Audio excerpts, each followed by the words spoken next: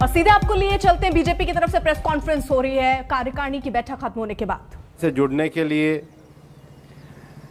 विभिन्न विषयों को उनके बीच में ले जाने के लिए, विभिन्न वर्गों के साथ समन्वय बनाने के लिए पार्टी की जो योजनाएं विभिन्न भिन्न राज्यों में बनाई गई है, उनका पूरा व्रत वहाँ के प्रदेश अध्यक्षों ने दिया। इन चारों राज्यों के अलावा पंजाब के पार्टी के प्रदेश अध्यक्ष जी के द्वारा आने वाले समय में भारतीय जनता पार्टी पंजाब में सभी सीटों पर चुनाव लड़ेगी, इस तैयारी के साथ सारे विषयों को वहाँ पर रखा गया। भारतीय जनता पार्टी के 5 राज्यों के चुनावी व्रत निवेदन के बाद आज के इस कार्यकारिणी का समापन संबोधन माननीय प्रधानमंत्री जी ने किया और माननीय प्रधानमंत्री जी ने अपने बहुत प्रेरक और महत्वपूर्ण संदेश में आने वाले समय में भारतीय जनता पार्टी की कार्यनीति को बनाने के लिए एक बड़ा मंत्र सभी कार्यकर्ताओं को दिया। उन्होंने कहा कि भारतीय जनता पार्टी के कार्यकर्ताओं को सामान्य आदमी के मन के विश्वास का सेतु बनना चाहिए, become a bridge of faith for common man. और ये उन्होंने पार्टी के इतिहास को रेखांकित करते हुए कहा कि भारतीय जनता पार्टी ने आज केंद्र में जो अपना स्थान और भूमिका पाया है, उसका बहुत बड़ा कारण है कि पार्टी अपने प्रारंभिक काल से लेकर और अभी तक सामान्य व्यक्ति के साथ हमेशा जुड़ी हुई रहती है। भारतीय जनता पार्टी कोई परिवार आधारित पार्टी नहीं है और इसलिए पार्टी जिन वैल्यूज़ को लेकर चली है, उसमें सेवा, संकल्प और समर्पण से जुड़कर, कोई एक परिवार के साथ जुड़कर के नहीं, बल्कि पार्टी की ये जो परंपराएं हैं, इन परंपराओं को आगे बढ़ाते हुए और पार्टी के कार्यकर्ताओं की कड़ी मेहनत और परिश्रम के कारण हम आगे बढ़े हैं। और इसलिए उन्होंने कहा कि भारतीय जनता पार्टी के सभी कार्यकर्ताओं को आने वाले समय में इस विश्वास को लेकर के, इस अपनत्व को लेकर के चलना होगा। और 19 महीने के इस कार्यकाल में जो कोविड वाला एक समय गुजरा है, उसमें भारतीय जनता पार्टी के राष्ट्रीय अध्यक्ष माननीय जगत प्रकाश नड्डा जी के नेतृत्व में केवल राजनीति नहीं, बल्कि सेवा परमो धर्म, पार्टी ने सेवा को अपने काम का आधार बनाया।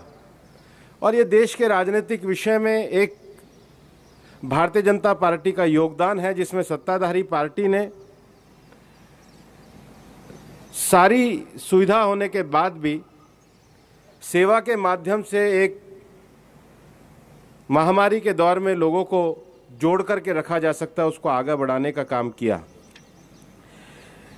और इसलिए उन्होंने इस विषय को आगे बढ़ाते हुए माननीय प्रधानमंत्री जी ने अपने संबोधन में कहा कि लगातार सामान्य व्यक्ति के मन से जुड़ करके जो पार्टी एक राजनीतिक विचार को आदर्श के रूप में लेके चली है, आज उसका एक व्यापक परिणाम भी देखने में आता है। और वो व्यापक परिणाम इस रूप में है कि दुनिया के लोगों ने अनेक क्षेत्रों में, चाहे कोविड में 100 करोड़ लोगों का टीकाकरण हो, चाहे भारतीय अर्थव्यवस्था के सुधार की दिशा हो, और चाहे जलवायु परिवर्तन पे भारत के द्वारा विश्व में स्थापित किए गए मानक हों, उसको स्वीकार किया है।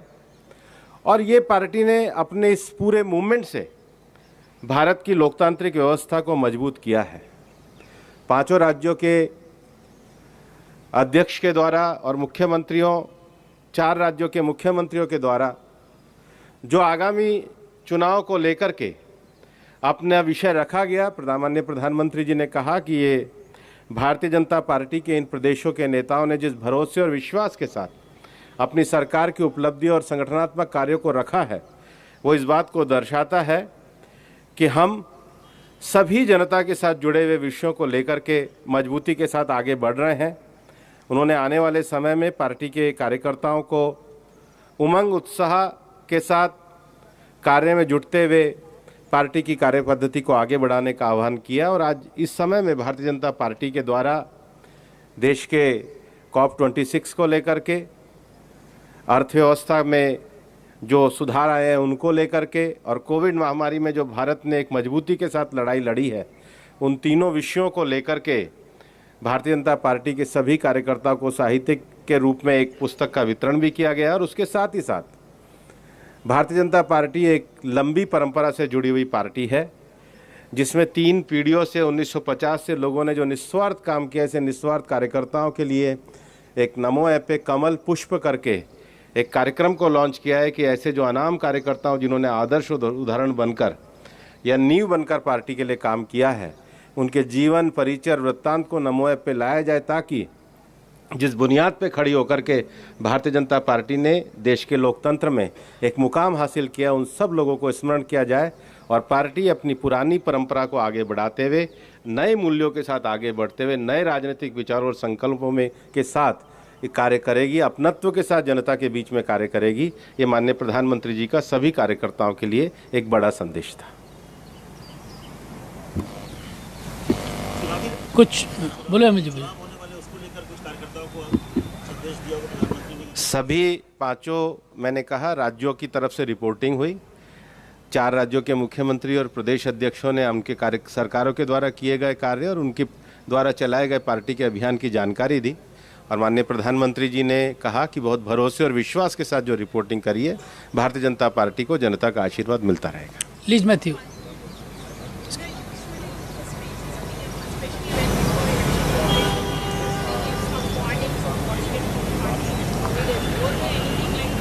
आज ये जो कार्यकारिणी पूरी पैंडेमिक के बाद में हुई थी, तो मैंने कहा 5 राज्यों की जो रिपोर्टिंग है उस पर प्रधानमंत्री जी ने कहा बहुत भरोसे के साथ विषय रखा गया, और पार्टी की रीति नीति और पार्टी का एक लंबे समय तक जुड़ाव, केंद्रीय स्तर पर पार्टी जिस स्थिति में आई है उससे आगे बढ़ने के जो लक्ष्य हैं उन्होंने जो कहे मैंने आपके सामने विस्तार से रखे हैं। महुआ जी।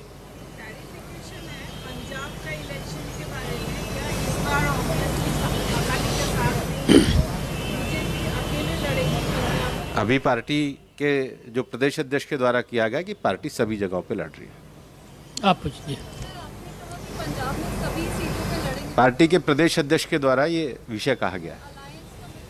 अभी तो पार्टी के प्रदेश अध्यक्ष के द्वारा जो विषय उतना ही है। जतिन जी। ये सबसे बड़ा काम है कि जो एक लोकतांत्रिक पार्टी एक परंपरा से निकल के आई है, वो अपने परंपरा मूल्यों को बनाते हुए सामान्य जन के विश्वास का सेतु बने, ब्रिज ऑफ फेथ बने, ये सबसे बड़ा संदेश है। शैलेंद्र जी।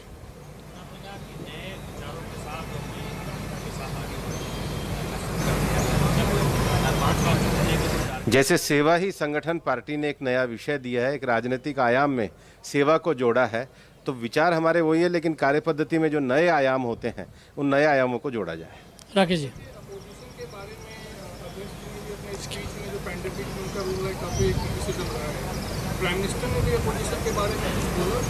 अध्यक्ष स्टेटमेंट में अध्यक्ष जी ने पूरा विश्वास ये बताया है कि विपक्ष के द्वारा एक छोटे स्तर की राजनीति की गई, और ऐसे जब महामारी के दौर में जब सबको साथ आना था, अध्यक्ष जी ने पर्याप्त रूप से उस पर कहा है। वो अध्यक्ष जी का वक्तव्य है।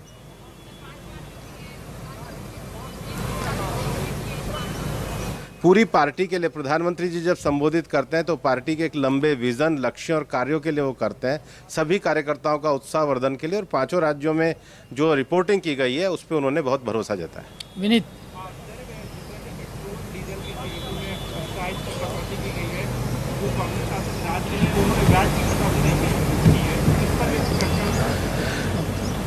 पार्टी के संगठनात्मक कार्यक्रमों में ये विषय है, और निश्चित रूप से जो राज्य हमेशा पेट्रोल डीजल की कीमतों को बताते हैं, आज जब भारतीय जनता पार्टी की सरकार और केंद्र सरकार के द्वारा राहत दी गई है, तो जो लोग नहीं कम कर रहे हैं उनके ऊपर प्रश्न चिन्ह है, उनको जवाब देना चाहिए।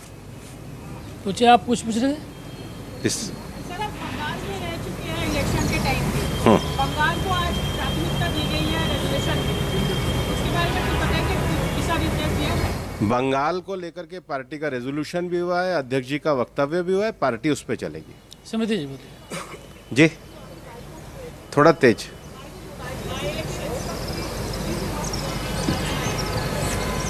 बाई इलेक्शन का तो आ गया अध्यक्ष जी के वक्त। आप पूछिए जी।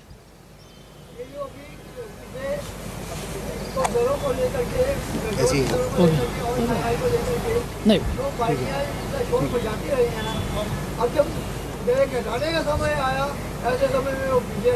मैं जवाब दे चुका। शैलेंद्र जी पूछो, अब दोबारा पूछो। क्या कोरोना में जिस तरह से भारत ने अगुवाई की है और उसमें जो लक्ष्य तय किए गए हैं भारत के द्वारा, क्या वो दुनिया के सामने उदाहरण के तौर पर रखने की बात की? नहीं, उन्होंने नहीं कहा, लेकिन पार्टी ने पूरा लिटरेचर प्रकाशित किया है और उस लिटरेचर में दुनिया के जितने भी प्रतिष्ठित समाचार पत्र हैं, मतलब भारत के ही नहीं, यूके के ही नहीं, यूएस के नहीं, दुनिया के 40 से ज़्यादा देशों में ये सारे विषय बहुत सकारात्मकता के साथ प्रकाशित हुए हैं और उसके ऊपर भारतीय जनता पार्टी ने पूरा लिटरेचर तैयार किया है।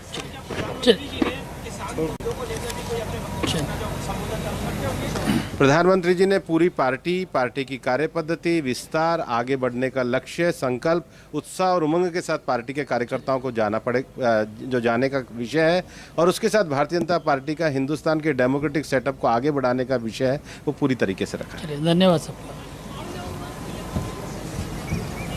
50 मिनट। तो भूपेंद्र यादव को आप सुन रहे थे, केंद्रीय मंत्री। उन्होंने बताया कि किस तरीके से आज जो कार्यकारिणी की बैठक हुई उसमें तेल की कीमतों पर भी चर्चा हुई, जो कि एक बड़ा विषय बताया जा रहा था। विपक्ष इसको लेकर निशाने साध रहा था कि आखिरकार जो उपचुनाव के नतीजे आए वो ये दिखा रहे हैं कि महंगाई से जनता त्रस्त है, जिसको लेकर जाहिर तौर पर यह कहा जा रहा था कि आज जब ये कार्यकारिणी की बैठक होगी तो ये एक महत्वपूर्ण विषय होगा। और अब जब भूपेंद्र यादव आए तो उन्होंने इस बात का जिक्र किया कि तेल की कीमतों पर भी चर्चा हुई है। अभी कई राज्य ऐसे हैं जिन्होंने वैट कम नहीं किया, उस पर भी उन्होंने जवाब दिया कि ये तो अब राज्यों को जवाब देना चाहिए।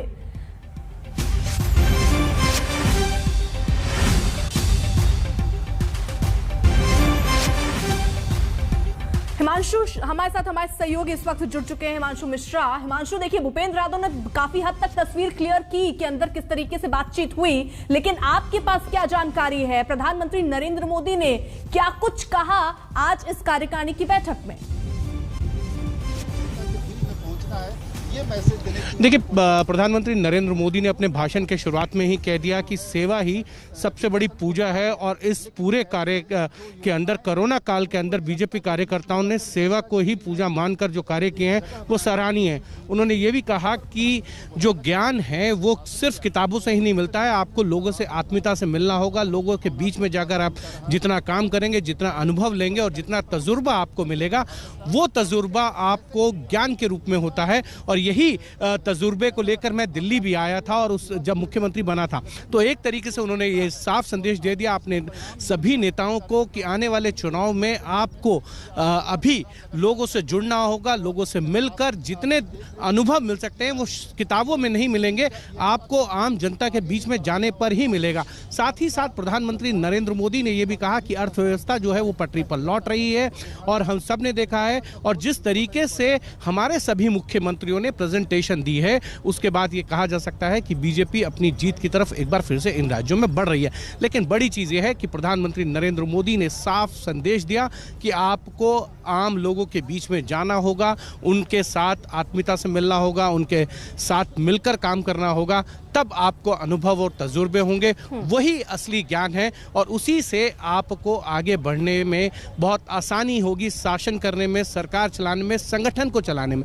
तो एक तरीके से आम जनता के बीच में रहने की जो हिदायत है वो प्रधानमंत्री नरेंद्र मोदी की तरफ से जो है इस कार्यकारिणी के अंदर पार्टी के नेताओं को, सांसदों को, मंत्रियों को और विधायकों और साथ ही साथ कार्यकर्ताओं को दी गई है। ठीक है हिमांशु, यानी दो महत्वपूर्ण चीजें जिस पर हमेशा से बीजेपी का फोकस रहा है, चाहे 2014 में लगा लें या अभी हम देखें, एक तो संगठन मजबूत करना, जिसको लेकर भी आज प्रधानमंत्री नरेंद्र मोदी की तरफ से कदम बातें कही गई कि किस तरीके से संगठन मजबूत हो सकता है, जिस पर जेपी नड्डा तो काम कर ही रहे हैं। साथ ही साथ जो काम अभी एनडीए की सरकार में हुआ वो जनता तक पहुंचाना, ये दो महत्वपूर्ण बातें रही, ये समझे। देखिए, बिल्कुल देखिए बिल्कुल ये दोनों महत्वपूर्ण बातें हैं, क्योंकि प्रधानमंत्री नरेंद्र मोदी हमेशा ये कहते हैं कि यदि आपने काम किए हैं तो उन कामों को लेकर आप जनता के बीच में जाइए, बताइए कि ये काम सरकार के द्वारा किया गया है, क्योंकि जितना प्रसार होगा उससे जनता को उन कामों का फायदा होगा, उन परियोजनाओं का फायदा होगा। जो परियोजनाएं, जो काम आपने शुरुआत किए हैं, जो उन्होंने कई इस तरीके के उदाहरण दिए कि आप जो है आयुष्मान भारत हो या खाद्यान्न योजना हो जो कोविड काल के अंदर चलाई गई है, तो इन सब चीज़ों को ध्यान में रखते हुए जितना अपने कामों का प्रसार और प्रचार करेंगे उसका बेनिफिट आम जनता को मिलेगा। जब तक जनता को जानकारी नहीं होगी तब तक उनको उस सब चीज़ों का बेनिफिट नहीं मिलता। तो कहीं ना कहीं प्रधानमंत्री ये जरूर चाहते हैं कि जो काम संगठन और सरकार के द्वारा किए जा रहे हैं उसका प्रचार और प्रसार पूरा हो और भरपूर हो। ठीक है, एक और महत्वपूर्ण चीज, क्योंकि कहा जा रहा था जब ये कार्यकारिणी बैठक होगी तो जो महंगाई बढ़ी है, तेल के दाम बढ़े हैं, हालांकि कुछ अब एक्साइज ड्यूटी कम की गई है, थोड़ी राहत दी गई है, लेकिन वो भी राहत अभी विपक्ष कह रहा है ऊँट के मुंह में जीरे जैसा ही है। क्या उसको लेकर कोई आगे की रणनीति, क्या जनता अब ये उम्मीद करे कि कुछ और राहत लोगों को मिल सकती है, महंगाई कुछ कम हो सकती है? क्या ऐसी किसी विषय पर भी आज जब ये कार्यकारिणी की बैठक हुई तो बात हुई?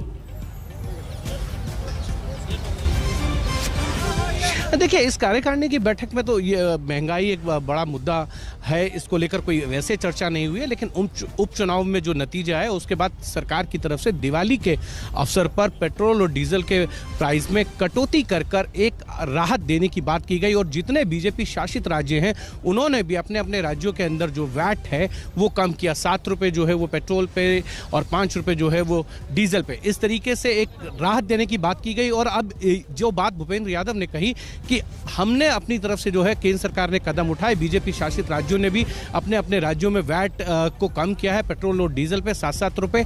अब बारी उन लोगों की है जो विपक्ष की शासित सरकारें राज्यों में, वो क्यों नहीं दे रहे हैं, इस पर जवाब देना चाहिए। और अब ये कहा जा सकता है कि बीजेपी की जो स्ट्रेटेजी रहेगी इस चुनाव में कि बीजेपी ने अपना काम कर दिया महंगाई को लेकर, चाहे वो पेट्रोल और डीजल के प्राइसेस को लेकर है, और बीजेपी शासित राज्यों में भी किया गया, लेकिन विपक्ष के द्वारा शासित राज्यों के अंदर अभी तक क्यों नहीं जो है वैट को कम करके आम जनता को राहत दी गई है। तो कहीं ना कहीं बीजेपी की अब ये स्ट्रेटेजी रहने वाली है कि विपक्ष को घेरा जाए इस महंगाई के लिए कि वो क्यों नहीं अपने अपने राज्यों के अंदर जो है वैट को घटा के डीजल और पेट्रोल की कीमतों में कमी लाते हैं। और बिल्कुल देखिए 6 घंटे के करीब ये बीजेपी की कार्यकारिणी बैठक हुई और इसमें कई ऐसे मुद्दे जिस पर चर्चा हुई थी, कई बयान भी सामने आए थे, जरा अब आपको वो सुनवा देते हैं।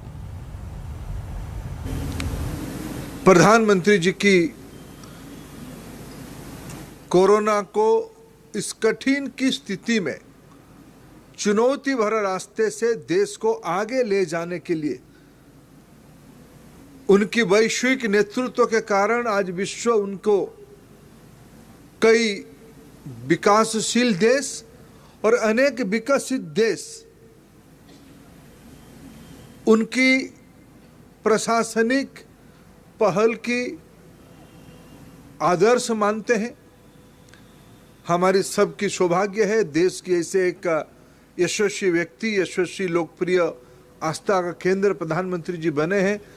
9 महीने के अंदर अप्रैल महीना में 2000 अप्रैल महीने में प्रधानमंत्री जी वैक्सीनेशन के लिए टास्क फोर्स बनाते हैं, स्वयं उस लैबोरेटरीज को पहुंचते हैं, वैज्ञानिकों की हौसला बढ़ाते हैं, प्रोत्साहित करते हैं। उसकी सुखद परिणाम आज देश 100 करोड़ से ज्यादा वैक्सीनेशन पूरा कर चुका है। यानी देखिए जो बीजेपी का काम रहा उसको लेकर जनता के बीच बीजेपी उतरने वाली है। साथ ही साथ वैक्सीनेशन प्रोग्राम जैसे आगे चला वो भी एक महत्वपूर्ण मुद्दा होगा। साथ ही साथ बीजेपी की तरफ से ये भी कहा जा रहा है कि प्रधानमंत्री नरेंद्र मोदी का जो चेहरा है वो सबसे लोकप्रिय है और उसी के बलबूते इस बार फिर चुनाव में उतरेगी। साथ ही साथ काम जो है वो भी, और राम का नाम तो है ही। और इसी बीच आपको बता दें बीजेपी कार्यकारिणी पर कांग्रेस का हमला भी शुरू हो गया है। कांग्रेस की तरफ से कई बातें कही गई, जिनमें प्रमुख बात ये कि जिस तरीके से कार्यकारिणी बैठक हो रही है, उपचुनाव पर अब मंथन बीजेपी की तरफ से करना स्वाभाविक भी था। बीजेपी कार्यकारिणी पर कांग्रेस का हमला अब शुरू हुआ है। कांग्रेस की तरफ से भी बयान आने शुरू हो गए हैं, जिसमें कहा गया है, कई बातें इसमें कही गई कि दरअसल उपचुनाव से ही अब सबक ले रही है बीजेपी और इसलिए ही ये पेट्रोल डीजल की एक्साइज ड्यूटी घटाई गई है और ऐसे में जनता समझती है कि ये क्या कितनी राहत है। ये तमाम बातें कांग्रेस की तरफ से कही गई हैं। क्या कहा गया, सुनिए। पर हमले से ये पता चला, सैन्य अधिकारी, सेवानिवृत्त सैन्य अधिकारी और एक्सपर्ट्स, विशेषज्ञ बताते रहे थे। आज इस हफ्ते पेंटागन की जो एक वार्षिक रिपोर्ट है उसमें दोहराया गया है कि गांव बना दिए गए हैं एलएसी के पास।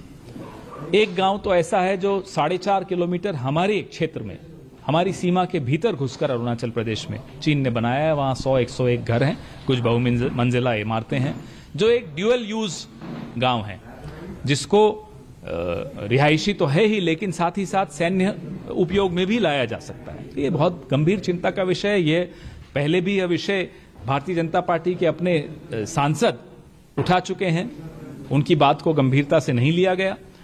अब पेंटागन भी वही बात दोहरा रही है। तो हम चाहते हैं प्रधानमंत्री जी इस पे उत्तर दें और जो क्लीन चिट उन्होंने चीन को 17 महीने पहले दी थी, वो क्लीन चिट वापस लें, देश से माफी मांगे और देश को दिन बताएं, तारीख बताएं कि इस दिन तक। तो आपको बता दें, कांग्रेस का ये बड़ा हमला और ये कहा गया कि चीन पर बयान जारी करना चाहिए, चीन पर बीजेपी कार्यकारिणी। कांग्रेस की तरफ से ये बड़ा आरोप, चीनी गतिविधि पर सरकार आखिरकार चुप क्यों है। पवन खेड़ा का ये बयान सामने आया है। फिलहाल रुक रहे एक छोटे से ब्रेक के लिए, कुछ और खबरों के साथ लौटेंगे बहुत जल्द। और आपको बता दें, इस बीच बड़ी खबर आ रही है। बड़ी खबर ये कि आर्यन खान को कल समन भेजा गया, लेकिन आर्यन खान पूछताछ में शामिल नहीं हुए थे, नहीं आए थे वो पूछताछ के लिए। और एनसीबी की एसआईटी ने दरअसल आपको बता दें समन जारी किया था, आर्यन खान को पूछताछ के लिए बुलाया गया था, लेकिन किसी कारणोंवश आर्यन खान नहीं पहुंचे। आज आर्यन खान को पूछताछ के लिए आना था, लेकिन वो आए नहीं। अब कल के लिए उन्हें समन भेजा गया है, यानी कल आर्यन खान को फिर से बुलाया गया है पूछताछ के लिए। हालांकि जब जमानत में वो रिहा हुए थे तो तमाम शर्तें उनके सामने रखी गई थी कि शुक्रवार को उन्हें एनसीबी दफ्तर पहुंचना है, हाजिरी लगानी जरूरी है और वो विदेश कहीं जा नहीं सकते। और इसी के साथ साथ आपको बता दें, एनसीबी की एसआईटी की पूछताछ अब होनी है और इसीलिए समन आज के लिए भेजा गया था आर्यन खान को। आर्यन खान आज नहीं पहुंचे, इसलिए अब कल के लिए समन जारी किया गया है, यानी कल आर्यन खान को पूछताछ के लिए हाजिर होना होगा। तो आपको बता दें, आर्यन खान की मुश्किलें अभी कम नहीं हुई हैं। एनसीबी की तरफ से एसआईटी अब जो है वो जांच कर रही है और आर्यन खान को कल समन भेजा गया है। आज भी बुलाया गया था लेकिन वो पहुंचे नहीं, जिसके बाद अब एक बार फिर से समन जारी हुआ कल के लिए, यानी कल आर्यन खान को एक बार फिर से पूछताछ के लिए बुलाया गया है। एक लंबे सवालों की फहरिस्त तैयार होगी और उन्हीं सवालों के इर्द गिर्द जवाब भी देना होगा आर्यन खान को। वो सारे जो अभी जिस तरीके से एनसीबी की जांच चल रही थी उसी को अब आगे बढ़ाने की कोशिश में एसआईटी की तरफ से भी ये पूछताछ का सिलसिला शुरू होगा। आज ही ये पूछताछ होनी थी, लेकिन समन भेजने के बावजूद आर्यन खान आज आए नहीं।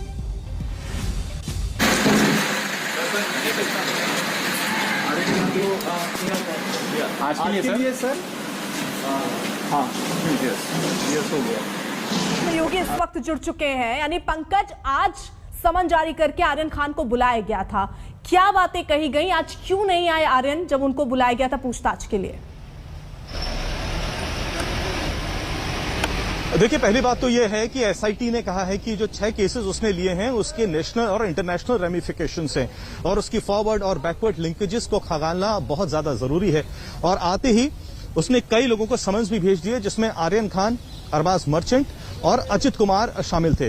अरबाज मर्चेंट, अचित कुमार अभी भी नारकोटिक्स कंट्रोल ब्यूरो के मुंबई हेडक्वार्टर्स में मौजूद हैं, जहां उनका जो स्टेटमेंट है वो रिकॉर्ड किया जा रहा है। ये बात बिल्कुल सही है कि आर्यन खान को भी समन दिया गया था, आज उनको पेश होना था, लेकिन वो अभी तक एनसीबी दफ्तर में यहां पर नहीं आए हैं। हालांकि दिलचस्प बात तो यह है कि senior IPS official Sanjay Singh, जो कि एसआईटी के हेड हैं, वो अभी तक रविवार के दिन भी एनसीबी के दफ्तर में मौजूद हैं और खुद सुपरवाइज कर रहे हैं तमाम केसेस को। उन्होंने ये भी कहा है कि ये तमाम जो इन्वेस्टिगेशन है ये फॉरवर्ड लुकिंग इन्वेस्टिगेशन है, यानी अभी तक जो इन्वेस्टिगेशन हो चुकी है, स्टेटमेंट जो हो चुके हैं, यहां से इन्वेस्टिगेशन और आगे बढ़ने वाली है। कल और ज्यादा यहां पर गहमा गहमी होने वाली है, क्योंकि एसआईटी के के साथ साथ कल तो एनसीबी की जो विजिलेंस टीम है, जो एक्सटॉर्शन के चार्जेस को प्रोब करने वाली है, वो भी मुंबई में होने वाली है। यानी एनसीबी में कल गतिविधियां और ज्यादा बढ़ जाएंगी। लेकिन एनसीबी के एक सीनियर अधिकारी ने हमें यह भी कहा है कि एसआईटी पूरी हरकत में आ चुकी है। 6 के 6 केस से जितने भी लोग जुड़े हैं, चाहे वो डायरेक्टली इनडायरेक्टली जुड़े हैं, उन सबको बुलाया जाएगा, उन सबको समन किया जाएगा और उनके स्टेटमेंट्स रिकॉर्ड किए जाएंगे। तो इसका सीधा सीधा मतलब है आर्यन खान भी यहां पर आएंगे। कैबिनेट मिनिस्टर नवाब मलिक के दामाद समीर खान, जो इस साल के शुरू में गिरफ्तार हुए थे और सितंबर माह में जिनको बेल मिली थी और जब बेल पर बाहर हैं, उनको भी यहां पर बुलाया जाएगा। एक तरफ तमाम केसेस से राजनीति खत्म होने का नाम नहीं ले रही है और इधर ठीक है, मौजूद है। यानी कुल मिलाकर आर्यन खान को अब एक बार फिर कल के लिए समन भेजा गया और कल उन्हें फिर से पूछताछ के लिए एक बार बुलाया गया है। बहुत बहुत शुक्रिया पंकज तमाम जानकारी के लिए। तो मुंबई के ड्रग्स केस में एक बार फिर महाराष्ट्र के मंत्री नवाब मलिक सामने आए हैं और इस बार उनका हमला समीर वानखेड़े के साथ साथ उस शख्स पर हुआ जिसने एक दिन पहले ही मंत्री पर निशाना साधा। मोहित कंबोज ने कल ये आरोप लगाए कि एनसीपी नेता सुनील पाटिल ही इस पूरे खेल के मास्टरमाइंड है और उसी के जवाब में नवाब मलिक ने आरोपों की बौछार कर दी। नवाब मलिक आज फिर आए और जमकर बोले। ऐसे बोले कि ड्रग्स का मामला सियासी हो गया, एनसीबी वर्सेस बीजेपी की लड़ाई और तेज हो गई।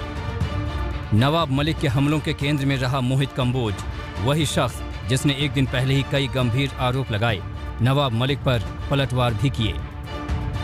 मंत्री ने आरोपों की शुरुआत मोहित कंबोज के साथ की और समीर वानखेड़े पर निशाना साधते हुए सैम डिसूजा तक पर पहुंच गए। सुनिए नवाब मलिक के धुआंधार आरोप का सबसे बड़ा वार। ऋषभ सचदेवा ये कंबोज का साला है, प्लान करके उसे ले जाया गया। 27 तारीख को प्लान तय हो गया था। जो कि पगार है वो कह रहा था कि इनकी चर्चा हुई कि अब पैसे बड़े आने वाले हैं, उसे ले जाया गया। बाद में उसे केपी गोसावी ने अपने पोजीशन में रखा, पैसे मांगे गए, 18 करोड़ की डील हुई, 50 लाख उठाए गए और जब सेल्फी वायरल हो गई तो उस पर कि पैसा नहीं मिलेगा तो उसे आरोपी बना दिया गया। जिक्र आर्यन ड्रग्स केस का था। मोहित कंबोज के बहाने निशाना था समीर वानखेड़े पर। नवाब मलिक ने कहा कि यह पूरा मामला अपहरण और फिरौती का है। मामला बीजेपी से जुड़े मोहित कंबोज का है, लिहाजा मंत्री ने हमले में देर नहीं लगाई। किडनैपिंग का मास्टरमाइंड है वो मोहित कंबोज है। उगाई के खेल में मोहित कंबोज ये वानखेड़े का साथी है।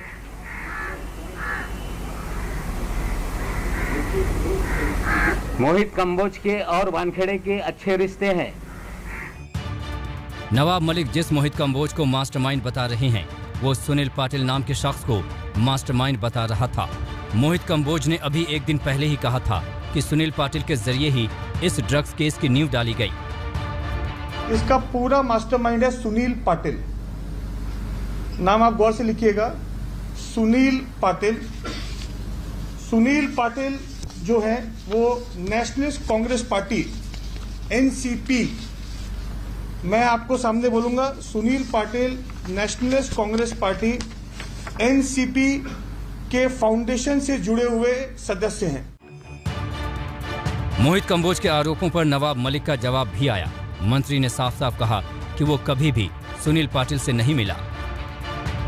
कंबोज जो 1100 करोड़ रुपए का बैंक फ्रॉड का एक्यूज है, एक नेता जो मुंबई में कांग्रेस के अध्यक्ष थे, अभी वो भारतीय जनता पार्टी में उनका पिछलग्गू था। 1.5 साल पहले एक छापेमारी सीबीआई की इनके घर पे हुई।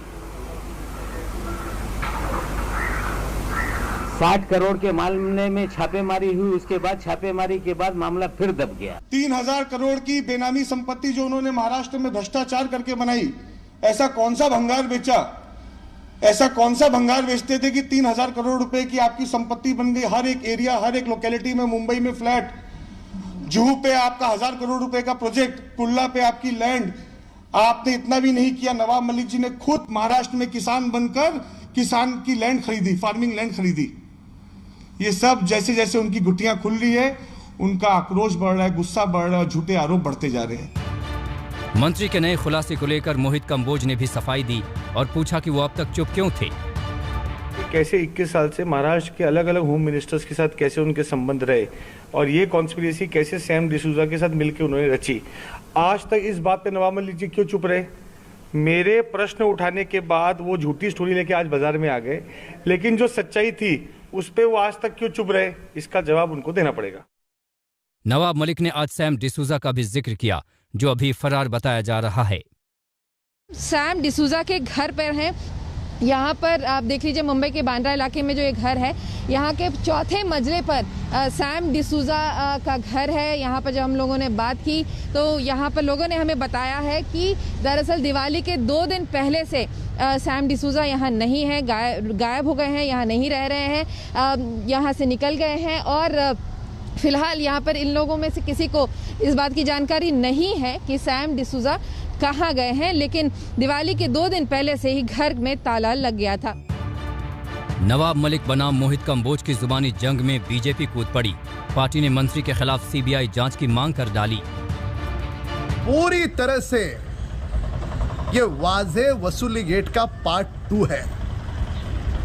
अगर हिम्मत है तो महाराष्ट्र सरकार स्वयं इस पूरे मामले की सीबीआई जांच की मांग करे। किरण गोसावी समेत सुनील पाटिल और जो जो आवश्यक लगते सभी की नार्को टेस्ट करे। अगर तुमने कुछ किया नहीं है तो डर का क्या कारण? ड्रग्स केस को लेकर एक दूसरे पर हमले का दौर जारी है। घेराबंदी भी जबरदस्त हो रही है। फिलहाल ये दौर थमता नहीं दिख रहा। विद्या और कमलेश सुतार के साथ साहिल जोशी, मुंबई आज तक। अब नवाब मलिक के नए आरोपों को लेकर उनसे बात की आज तक संवाददाता कमलेश सुतार ने। क्या कुछ खास कहा उन्होंने, जरा सुनिए। क्या आरोप है? आप कह रहे हैं कि ये पूरा फिरौती का मामला है, किस आधार पर आप ये कह रहे हैं? देखिए, ऐसा है कि दूसरी प्रेस कॉन्फ्रेंस में मैंने बताया था कि ऋषभ सचदेवा, प्रतीक गाभा और आमिर फर्नीचर वाला को छोड़ा गया। कोर्ट में आर्यन के वकीलों ने कहा कि ये खुद नहीं आया, इसे पार्टी में लाया गया प्रतीक गाभा और आमिर फर्नीचर वाला के जरिए। ये तीनों को छोड़ा गया। ऋषभ सचदेवा ये कंबोज का साला है, प्लान करके उसे ले जाया गया। 27 तारीख को प्लान तय हो गया था। जो कि पगार है वो कह रहा था कि इनकी चर्चा हुई कि अब पैसे बड़े आने वाले हैं, उसे ले जाया गया। बाद में उसे केपी गोसावी ने अपने पोजीशन में रखा, पैसे मांगे गए, 18 करोड़ की डील हुई, 50 लाख उठाए गए। और जब सेल्फी वायरल हो गई तो उस पर कि पैसा नहीं मिलेगा तो उसे आरोपी बना दिया गया। तो पूरा मामला किडनैपिंग और रैंसम वसूली का है और आने वाले दिनों में चीज़ें धीरे धीरे स्टैब्लिश हो रही हैं। आप ये कह रहे हैं कि इस पूरे मामले के मास्टरमाइंड भाजपा के नेता रहे मोहित कंबोज है? मुझे लगता है आर्यन के किडनैपिंग का दिमाग उनका है। उनके साले के जरिए ये 2 लड़कों ने उसे इनवाइट किया।